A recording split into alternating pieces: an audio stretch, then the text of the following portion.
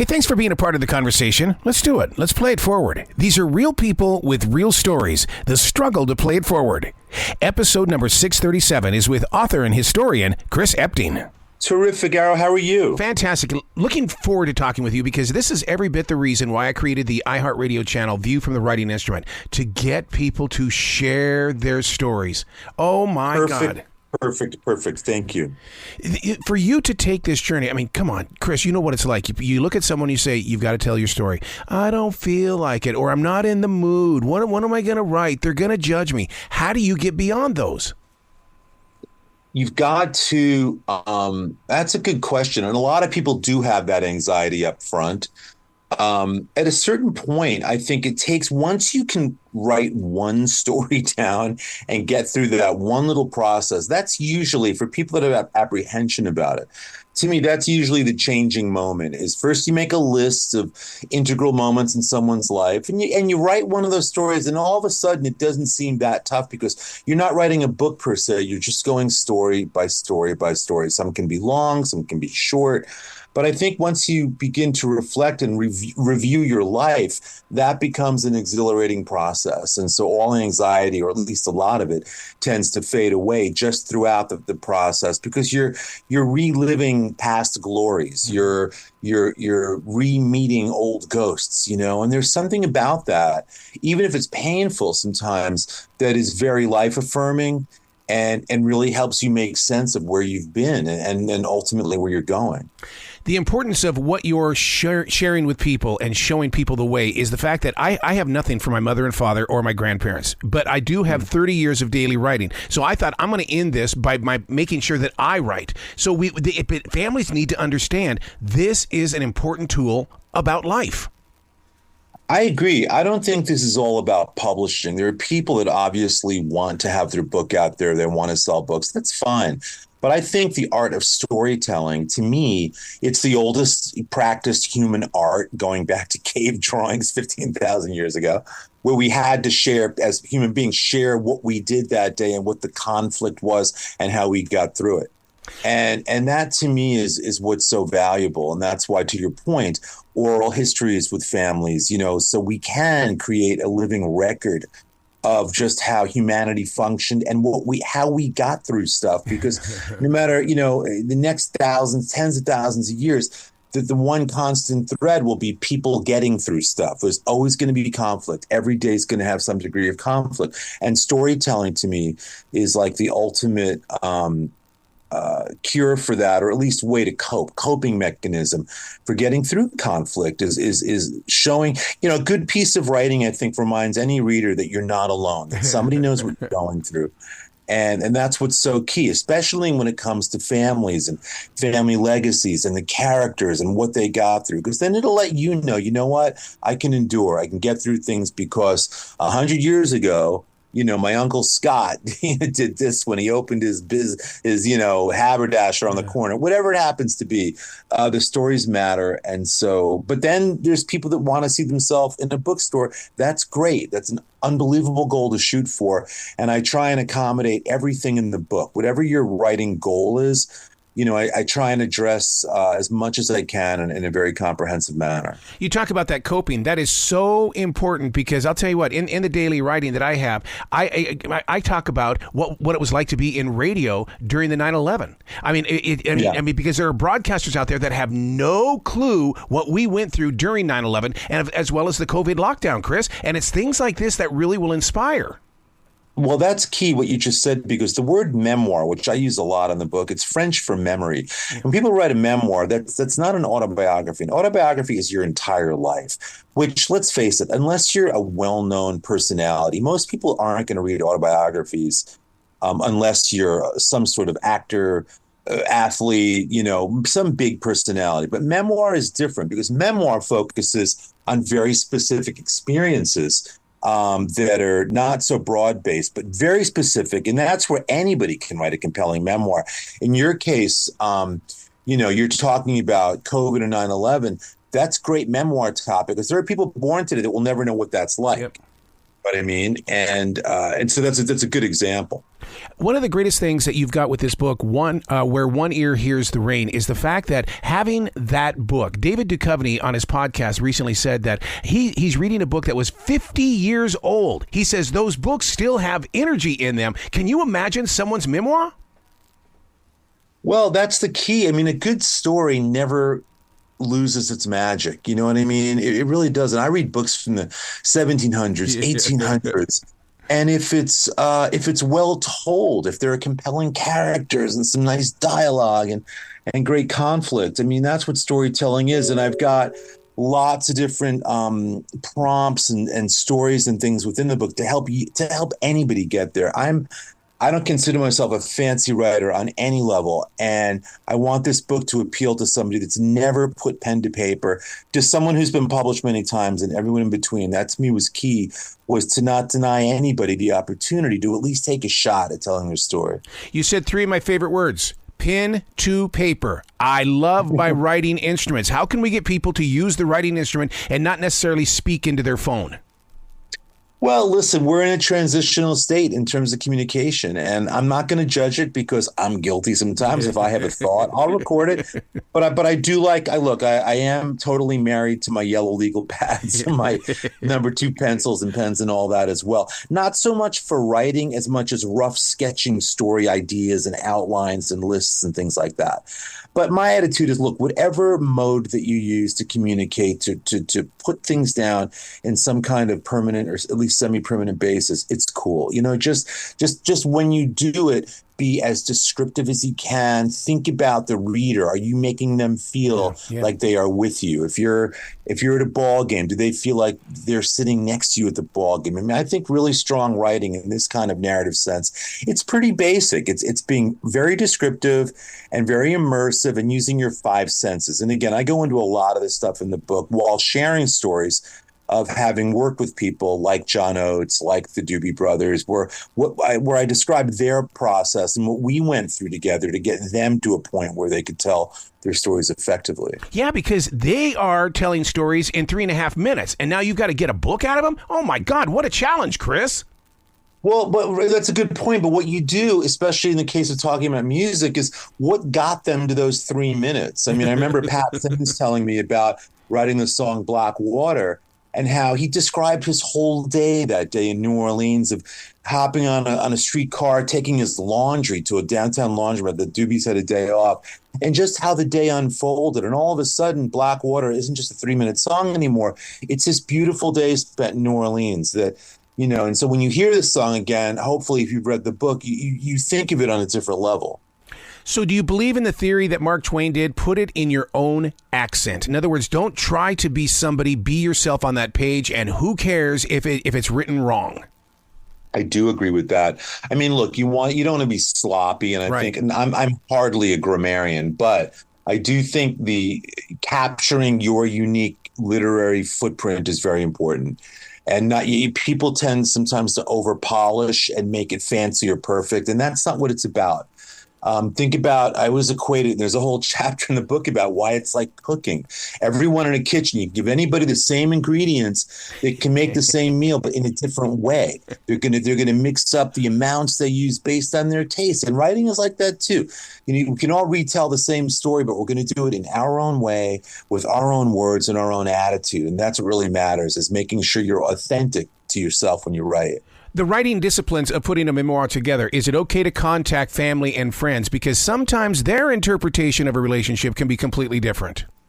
It's critical.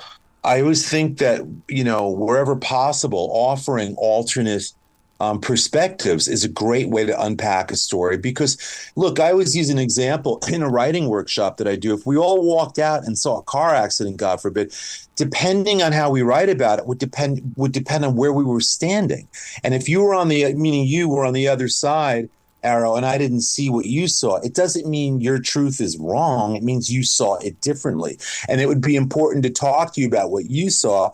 I could put it in my own words with your permission, but getting different perspectives is a wonderful way to actually build accuracy, which matters, and, you know, and complete parts of it that we just weren't privy to.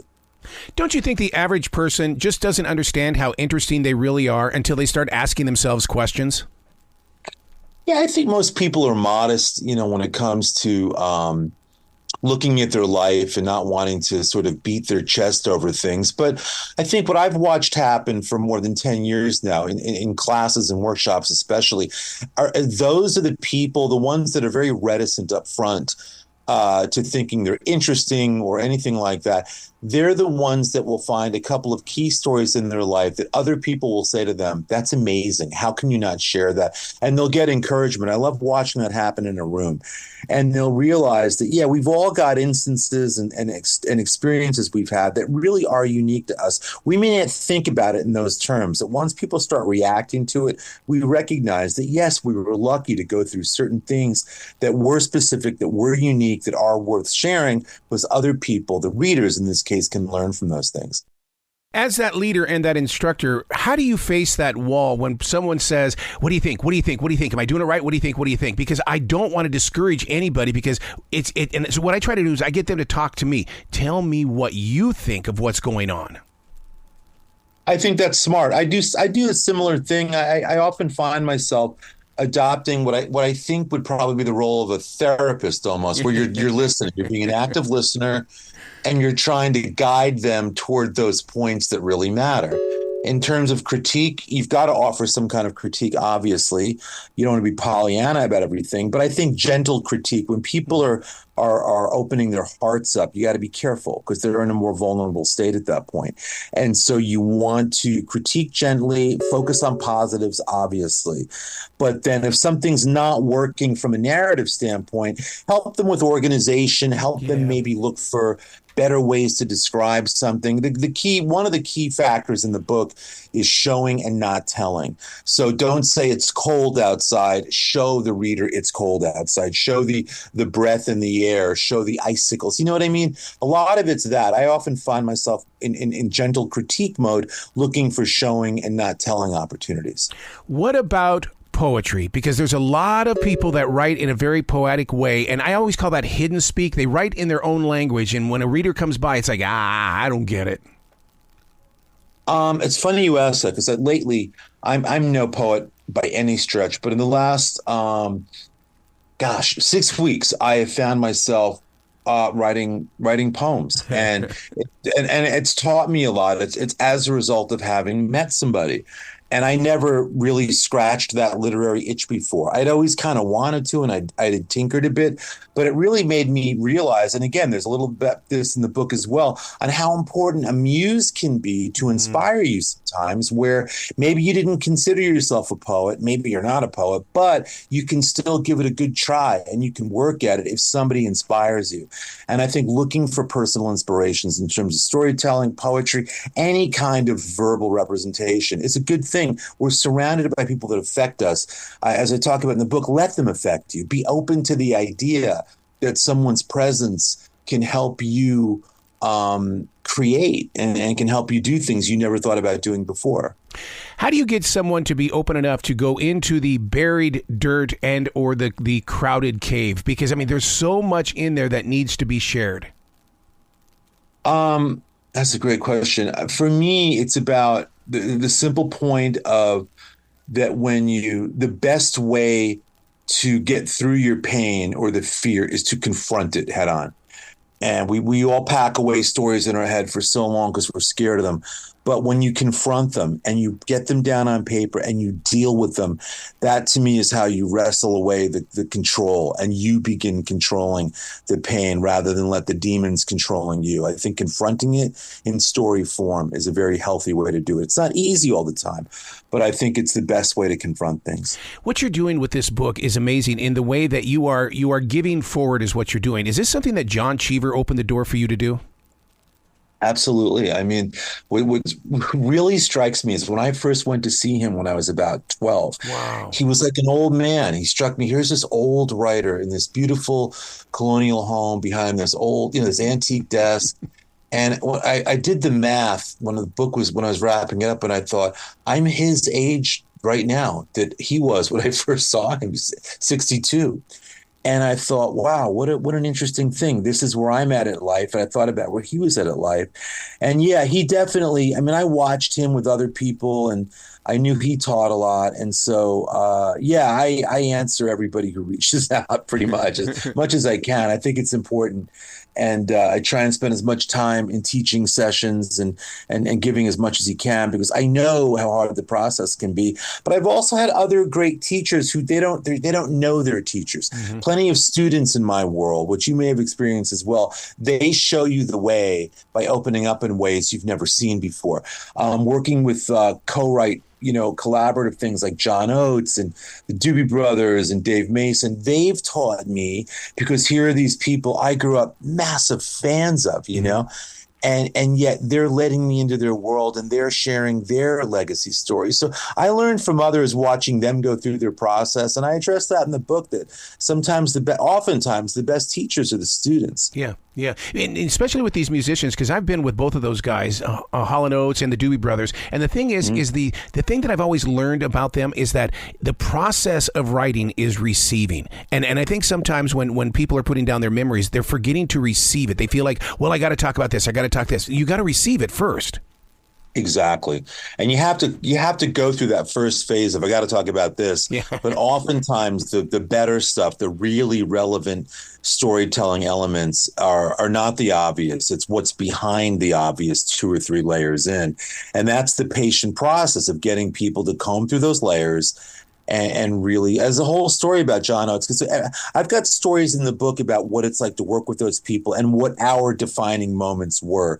And John and I had a moment in a hotel where, I was on the road with Hall & Oates, because John and I worked a lot when he was traveling, and the promoter had sent this beautiful, like they always did, like a 5-foot basket of fruit, and it was covered in cellophane. And we were early in the process, and I said to John, you know what? I got to be honest, that cellophane kind of makes me think of where we are at right now. So you're telling me good stories, but you're not letting me really get to the fruit. And I think we have to sort of proverbially remove the cellophane in your storytelling to get to the heart of things. And that resonated with him. And from that moment on, he was a lot more open, and it developed into a very deep friendship as well as a collaborative writing partnership. And I thought, you know what, that's the kind of lesson. So I tell that story in the book about being in that hotel, because I want people to be with me through those instances and really know what it's like to work with these people. One of the things, and I'm excited to hear what your answer is going to be, one of the things about being a writer or to share your memories like this is the fact that you get emotional. Don't be afraid of the different shades that you're going to go into. How do you deal with that? You don't. You let it happen. Yes. When we've had hundreds of people shedding tears when they get up and read stories in classes, and they'll be hesitant, and by that point, the group will encourage them and say, no, that just means it's like you've struck gold. When something is that moving, that it pushes you to that point, it means you've gotten to the stuff that really matters. So don't deal with it. Let it happen. Feel things, let things resonate, let it go. And you'll feel lighter afterwards. It may be hard at certain points while you're doing it, but I think it's a very cathartic process. And there's a whole little subchapter in the book called, Is It Okay to Cry? It's so funny you said that. And I unpacked that whole thing of why I don't think it's okay. I think it's actually, it's useful. It's important to do it. It's important to get to that point as much as you can. This book and what you're doing with writers is so important, because Barnes & Noble isn't letting we writers in there to talk to people anymore. It's just the invitation is not there. So listeners need to understand that you are extending your experience to them so they can learn.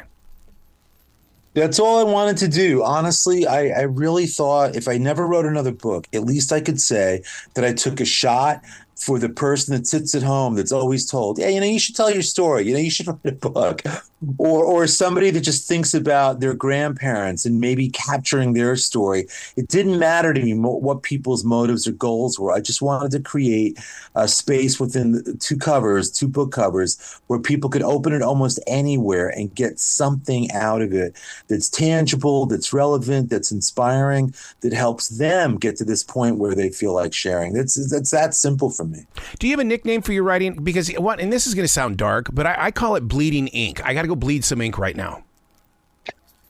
Well, it's funny because there's a Hemingway quote in the book where it's basically said, writing isn't that big of a deal. You just sit at a typewriter and bleed. I mean, which I always love.